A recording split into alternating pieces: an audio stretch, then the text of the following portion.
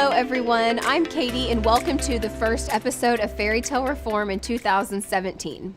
Every year, the new year is celebrated as kind of this reset button and a chance to make this year a little better than last year was. If you're like a lot of Americans, then maybe you started the new year with resolutions, intentions, or goals of what you were going to do differently this year. And if you're like a lot of us, then a few weeks into the new year, the inspiration is worn off and some of those old patterns are coming back. If you find yourself in this situation, you're definitely not alone.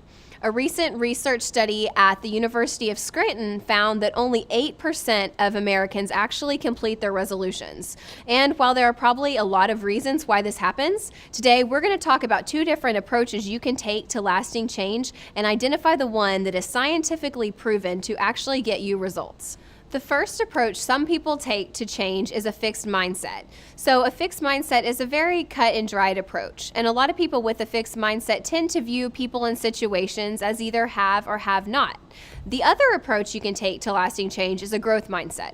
And a growth mindset is much more concerned with the process and believes in making changes and improvements over a length of time. And research has actually shown that the second approach, the growth mindset, is the way to ensure that your change will last. Scientists did a study that followed a group of students from their freshman year in high school all the way through their senior year. And what the scientists found is that the students that had a fixed mindset were easily discouraged whenever maybe school didn't go exactly how they expected. They made a bad grade, they had social problems, whatever may have come up. The students with a fixed mindset tended to become discouraged and showed a decline in their grades and their social status throughout their 4 years. On the other hand, the students who had a growth mindset experienced the same setbacks, but when they had a bad grade on a test, they responded by asking themselves questions about how they could do better, how they could study smarter. And what they found was that by the time graduation came around, the students with a growth mindset experienced having more success, more joy, and more confidence.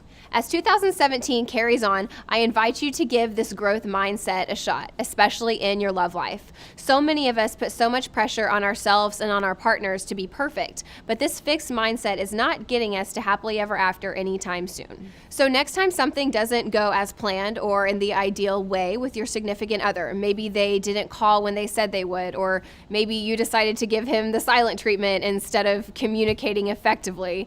Instead of jumping to some extreme conclusion about what's wrong with you, what's wrong with him, what's wrong with the relationship, consider asking yourself these two questions instead. Question number 1, what would I have liked to happen differently?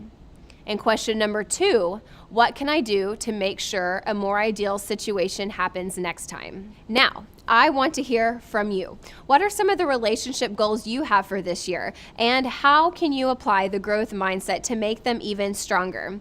Be sure to leave your comments below. And if you like this video, head on over to fairytalereform.com and subscribe. As always, thank you all so much for watching. And until next time, remember that happily ever after starts with you.